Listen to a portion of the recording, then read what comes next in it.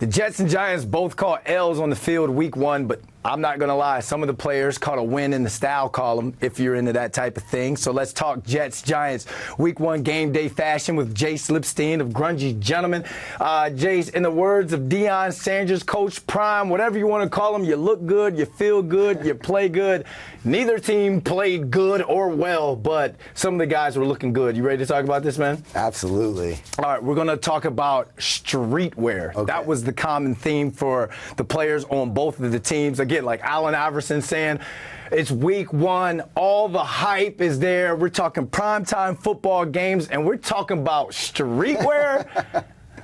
Yeah, absolutely. Streetwear definitely seems like it's taken off on the NFL landscape. Let's start with the Giants. All eyes this year are going to be on Malik Neighbors, and lucky for us, he came through with a fit week 1. Now, he was wearing a lot of different brands at once, but his black monogram Louis Vuitton shorts really pulled everything together. He had an off-white baseball jersey, and he looked very cool. And then additionally, now talk about style difficulty level. Wow. Cor'dale fly. Look at this. Unbelievable. I mean, I don't know if I could pull that off, but his all-black monochromatic look was even cooler than than you can see. He had actually little denim accents peeking through, so his diesel look was very cool. And then on the Jet side, since we just spoke about denim, Sauce Gardner wore a denim-on-denim fit. I thought it was a great shade of denim, but what really set off for me was his details. So I loved his Goyard trunk, and then he had Jordan 1 inspired sneakers as well. All right, Sauce looking saucy, but I want to ask you, is streetwear, you know, I know it's a new generation of athlete. They're a little bit younger. They get a little bit baggier when it comes to their clothes.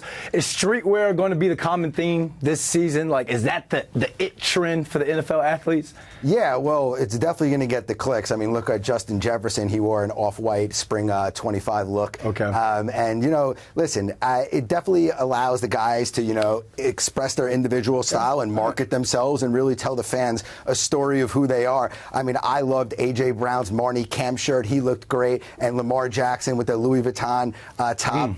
I definitely think streetwear is definitely going to be something to look out. And as the, you know, weather gets a little colder, I could see us transition to now some top coats and stuff like that and get a little bit more traditional menswear. So Malik Neighbors, when the weather gets cold up here, you are not going to be wearing shorts, sir. This is not the boot down in Louisiana. Let's go best overall. We'll start with the Giants. Who you like? Absolutely. Well, Andrew Thomas, I think, has set the record straight. Lyman definitely can dress. This guy understands fit. Unbelievable. He even got off a band shirt before summer's over. I loved it. Yeah, so, and here's another great example. Really traditional menswear with the Louis Vuitton duffel bag. I thought he looked great. And then Isaiah Simmons, he really understands proportion and fit. And, you know, he went with a very clean color palette, and I thought he looked great. All right. I gave the big man, the lineman, some love there. Let's go with the Jets. Who's best overall? Oh, man, the Jets, you know, Quinnen Williams, big guy, another guy that really understood fit. You probably saw his Dior Jordans. That was the standout piece. But, you know, he fit his shoulders right. You know, his pants fit him. He looked great. And then Michael Carter-Williams, also, I think, you know, that clean black color palette was the theme with the Jets, because I even saw Tony Adams, you know, with a black look. But Michael Carter, Amiri kicks, you know, I thought that was the standout with this cardigan, and they look great. So those are my picks. Well, we know Michael Carter just got paid, so we know where some of that money just went. Looking good, my guy. Best around the league. You got two guys that are pretty familiar to Jets fans, but both for different reasons. Obviously, who'd you like there? Yeah, Braxton Berrios pulled up to the Dolphins game in a matching Prada set. He looked really cool, and he had a woven leather duffel bag that also looked really cool. And then Tom Brady. Is he the best dressed guy in sports? There's a perfect example of wearing traditional menswear. All you need is fit. He wore a perfectly fitting suit, a baby blue button down with a navy tie, white polka dot, classic menswear. He looked awesome. And then Mike McDaniel, also with a style transformation, he pulled up in an 11T bomber jacket, and he looked great. Oh, man.